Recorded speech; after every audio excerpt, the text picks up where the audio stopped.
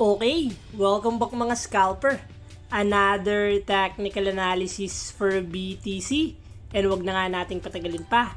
Daily time frame is nag-close ng another red candle and average yung volume. Currently, nagkakaroon tayo ng green candle but below average pa yung volume.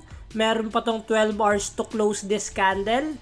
And silipin na nga natin yung possible scenario sa lower time frame. Kung makikita natin sa 4 hours time frame, still meron pa ring sumasalo sa support area. And currently, BTC is approaching resistance area. Still, this is a lower high for BTC.